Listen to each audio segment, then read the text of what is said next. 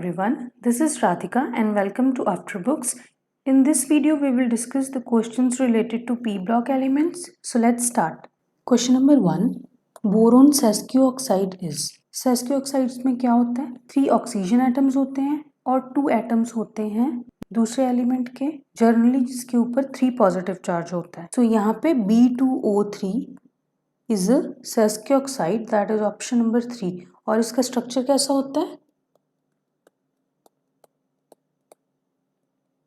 This is the structure. Question number 2. The structure and number of isomers of C2B10H12. ये हमें कार्बोरेन दिए. पहले इसका स्ट्रक्चर प्रिडिक्ट करते हैं. तो स्ट्रक्चर नीडो कब होता है? जब जर्नल फॉर्मूला इस कार्बोरेन का हमारे पास आ जाए BnHN4 नेगेटिव. और क्लोजो कब होगा स्ट्रक्चर? अगर इसका जर्नल फॉर्मूला निकल के आए BnHN2 नेगेटिव. मतलब हमें क्या करना पड़ेगा? इस गिवन कार्बोरेन से कार्बन को रिमूव करवाना पड़ेगा, क्योंकि हमें जो जनरल फॉर्मूला है वो सिर्फ B और H के टर्म्स में गिवन है. तो यहाँ पे कार्बन को कैसे रिमूव कर सकते हैं? Carbon is iso electronic with BH. Carbon के पास टोटल इलेक्ट्रॉन 6, बोरोन के पास 5, हाइड्रोजन के पास 1. These are isoelectronic species. मतलब C को हम BH से रिप्लेस कर सकते. तो 2C को किससे रिप्लेस करेंगे? 2BH से. मतलब B2H2 से. तो बस यहाँ पे C2 की जगह पे हम क्या लिख देंगे? B2H2 और B10H12 हमें पहले से गिवन है. तो ये टोटल क्या हो गया? B हो गए 12, H कितने हो गए? 14. नाउ अगर इसको मैंने लिखना है in the form of BnHN, तो यहाँ पे Bn दैट इज N की वैल्यू क्या आ रही है? 12. तो हमें यहाँ पे H भी 12 चाहिए, बट यहाँ पे H है कितने? 12 प्लस 2 दैट इज 14. और इसको कैसे लिख सकते हैं? B12 H12 2 नेगेटिव, बिकॉज अगर यहाँ से 2 हाइड्रोजन जाएंगे तो यहाँ पे 2 नेगेटिव चार्ज आ जाएगा. अब ये किसके इक्विवेलेंट बन गया? BnHN 2 नेगेटिव के, which is the general formula for closoboranes. तो यहाँ से ऑप्शन नंबर 1 और ऑप्शन नंबर 2 तो गलत है. ऑप्शन नंबर 3 और ऑप्शन नंबर 4 में से करेक्ट आंसर है ऑप्शन नंबर 3, बिकॉज C2B10H12 के 3 आइसोमर्स पॉसिबल होते हैं. One is ortho, that is 1,2 derivative. Other is meta, that is 1,7, and the third is para, that is 1,12 carborane. Question number 3. STYX code क्या है diborane के लिए? Diborane is B2H6, जिसमें क्या होता है? बनाना बॉन्ड्स होते हैं, ये जो BHB बॉन्ड्स होते हैं. और जो ये टर्मिनल BH बॉन्ड्स हैं ये 2 सेंटर 2 इलेक्ट्रॉन बॉन्ड्स हैं. These are 2 centre 2 electron bonds. और ये जो हैं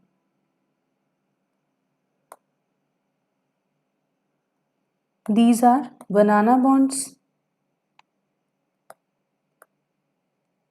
that is 3 center 2 electron bonds. In STYX, S is the number of BHB bonds, T is the number of BBB bonds, Y is the number of BB bonds, and X is the number of terminal BH2 groups. तो यहाँ पे BHB bonds कितने हैं total? 1 and 2. BBB bonds कितने हैं? 3 boron atoms हैं ही नहीं, तो कोई बॉन्ड ही नहीं होगा. तो BBB बॉन्ड इज 0. और बोरोन टू बोरोन यहाँ पे डायरेक्ट बॉन्ड भी नहीं है कोई हमारे पास, इसीलिए यहाँ पे क्या होगा? Y की वैल्यू भी 0. एंड टर्मिनल BH2 ग्रुप्स कितने हैं? एक टर्मिनल BH2 ग्रुप ये, एक टर्मिनल BH2 ग्रुप ये, that is 2 terminal BH2 groups. तो STYX कोड क्या हो गया? B2H6, दैट इज डाइबोरेन के लिए 2002, that is option number 4. Question number 4. Light emitting diodes, laser diodes and memory chips of computers are made of. These are made of gallium arsenide, where gallium belongs to group 13 and arsenic belongs to group 15. Question number 5. Thermal stability of boron compounds is in the order. In the given options, कौन कौन सा bond है हमारे पास? Boron और chlorine में, boron और fluorine में, boron और ऑक्सीजन में एंड बोरोन और नाइट्रोजन में. अब यहाँ पे amongst chlorine, fluorine, oxygen and nitrogen, boron, fluorine, oxygen and nitrogen ये सारे एक ही पीरियड को बिलोंग करते हैं, दैट इज सेकेंड पीरियड को, वेयर एज क्लोरीन बिलोंग करता है थर्ड पीरियड को. अब लोन पेयर्स तो इन सब के पास हैं और boron electron deficient compounds form कर रहा है सारे ऑप्शंस में. सो क्या होगा, ये जो लोन पेयर्स हैं ये इस इलेक्ट्रॉन डेफिशिएंसी को पूरा करने की कोशिश करेंगे. जिस केस में इलेक्ट्रॉन डेफिशिएंसी मैक्सिमम कंपेंसेट हो सकती है उस केस में लुईस एसिडिक स्ट्रेंथ सबसे कम हो जाएगी, बिकॉज लुईस एसिड क्या होते हैं? The species which have tendency to accept electrons और लोन पेयर्स. या हम क्या कह सकते हैं, Lewis acids are electron deficient compounds. Now इन सब केसेस में तो क्या होगा, क्योंकि ये सेम पीरियड को बिलोंग करते हैं तो बैक बॉन्डिंग इफेक्टिव होगी. बैक बॉन्डिंग मतलब ये जो फ्लोरीन है ये बोरोन के एम्प्टी ऑर्बिटल्स में अपने लोन पेयर्स दे देगा, सिमिलरली ऑक्सीजन भी दे देगा, सिमिलरली नाइट्रोजन भी दे देगा. और वो बैक बॉन्डिंग होगी कैसी, जिसमें बोरोन के 2p ऑर्बिटल्स इन्वॉल्व होंगे एम्प्टी और फ्लोरीन के 2p फिल्ड ऑर्बिटल्स इन्वॉल्व होंगे. सिमिलरली ऑक्सीजन, नाइट्रोजन इन सब के केस में कैसी बैक बॉन्डिंग हो रही है, 2p back bonding which is effective. Whereas अगर यहाँ पे बात करें तो क्लोरीन थर्ड पीरियड का एलिमेंट होने के कारण 3p के साथ बाइंड करेगा, वेयर एज बोरोन के कौन से ऑर्बिटल्स हैं इन्वॉल्व, 2p. तो 2p 3p में क्या होगी, इफेक्टिव बैक बॉन्डिंग नहीं होगी due to the difference of principal quantum number. तो यहाँ पे बैक बॉन्डिंग क्योंकि बिल्कुल भी एफिशिएंट नहीं होगी तो क्या होगा, क्लोरीन इसकी इलेक्ट्रॉन डेफिशिएंसी को सेटिस्फाई नहीं कर पाएगा. मींस बोरोन अभी भी जो कंपाउंड फॉर्म कर रहा है वो इलेक्ट्रॉन डेफिशिएंट ही है. तो इन सब में से क्लोरीन तो स्टेबलाइज नहीं कर पा रहा है बोरोन को क्योंकि अपने इलेक्ट्रॉन्स दे के बैक बॉन्डिंग नहीं कर पा रहा, तो ये तो होगा लीस्ट स्टेबल इन सब में से. अब अगर इन तीनों की स्टेबिलिटी को कंपेयर करें तो क्या होगा, इलेक्ट्रोनेगेटिविटी का क्या ऑर्डर है,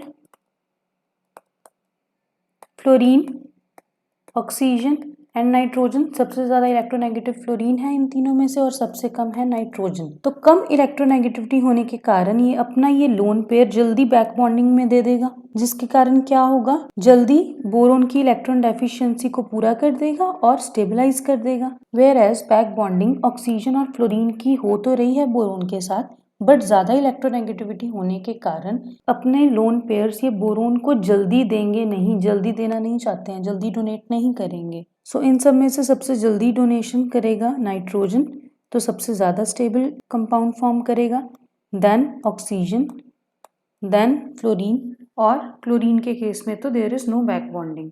सो the correct option is option number 1. Question number 6. जब बोरिक एसिड की रिएक्शन करवाते हैं सोडियम हाइड्रोक्साइड के साथ तो ये रिएक्शन कैसी होती है, रिवर्सिबल रिएक्शन. और ये जो प्रोडक्ट्स फॉर्म होते हैं ये आपस में रिएक्ट करके दोबारा क्या फॉर्म कर देते हैं, रिएक्टेंट्स. तो इस रिएक्शन को फॉरवर्ड डायरेक्शन में कैसे प्रोसीड कराया जाए, this reaction is made to proceed in forward direction with the help of poly hydroxy alcohols. और वो कैसे होने चाहिए, cis alcohols, that is with the addition of cis 1,2 diol, option number 2. तो होता क्या है, यहाँ पे बोरिक एसिड से फॉर्म हो जाता है BOH होल 4 पॉजिटिव. जब हम इसमें सिस डाइओल्स ऐड करते हैं तो यहाँ पे चिलेट रिंग्स फॉर्म होती हैं with the removal of water और बन क्या जाता है,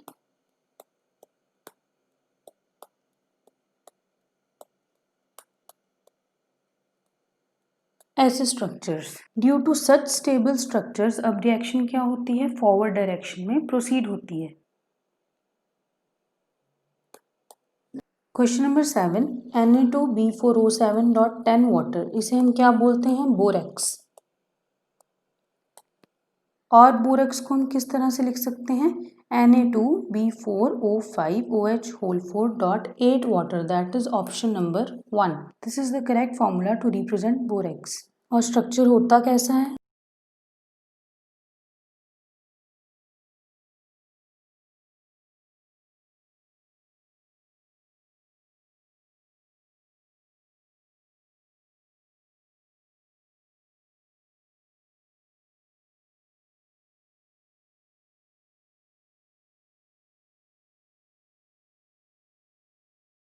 स्ट्रक्चर में 2 ट्राइगोनल यूनिट्स होती हैं और 2 टेट्राहेड्रल यूनिट्स होती हैं। So this is B4O5 OH whole 4 OH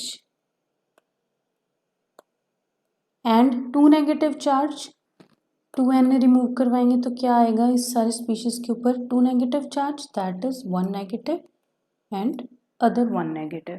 Question number 8. Which of the following statements is correct? First statement, graphite is harder than diamond. तो ये statement तो बिल्कुल गलत है because we know diamond is harder and it is one of the hardest substances known.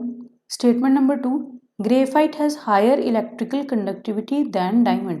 This is a correct statement because graphite में क्या होता है? sp2 hybridization, whereas in case of diamond sp3 hybridisation होती है। sp2 hybridisation के कारण क्या होता है? यहाँ पे फ्री इलेक्ट्रॉन्स प्रेजेंट होते हैं जो कि मोबाइल होके इलेक्ट्रिसिटी कंडक्ट कर सकते हैं। So option number 2 is the correct statement. Option number 3, graphite has higher thermal conductivity than diamond. This is an incorrect statement because thermal conductivity के लिए क्या चाहिए हमें कि जो थर्मल वाइब्रेशनल एनर्जी है it should transfer rapidly from one atom to another atom. अब diamond के केस में क्या है? कॉन्टिन्यूअस नेटवर्क, तो थोड़ी सी डिस्टर्बेंस से भी यहाँ पे एनर्जी ट्रांसफर होने लगती है one atom to another. Whereas graphite का कैसा स्ट्रक्चर है? Layered structure and van der Waals forces of attraction है। बेटर नेटवर्क होने के कारण थर्मल कंडक्टिविटी डायमंड की बेटर होती है than graphite. Therefore option number 3 is incorrect statement. Option number 4, graphite has higher carbon-carbon bond order than diamond. This is also a correct option because graphite का bond order होता है 1.5 and diamond का bond order is 1. So option number 2 and option number 4 are the correct options. Question number 9. A journal formula BnHn plus 6 किसको represent करता है? For clozoborane, the journal formula is BnHn plus 2.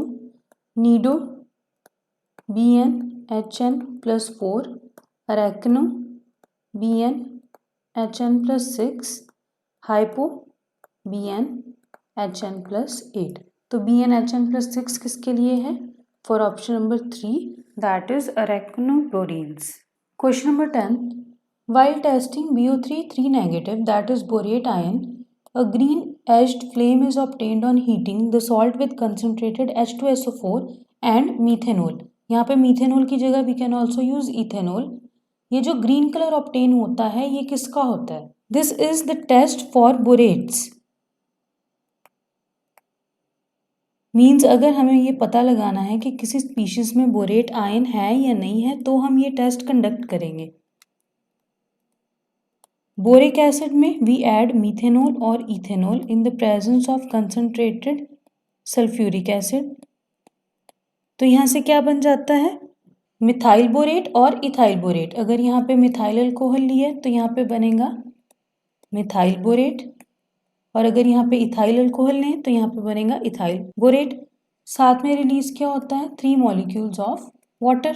तो ये जो methyl बोरेट्स या ethyl बोरेट्स form होते हैं these are green in colour. So option number 3 is the correct option. So this is it for this video.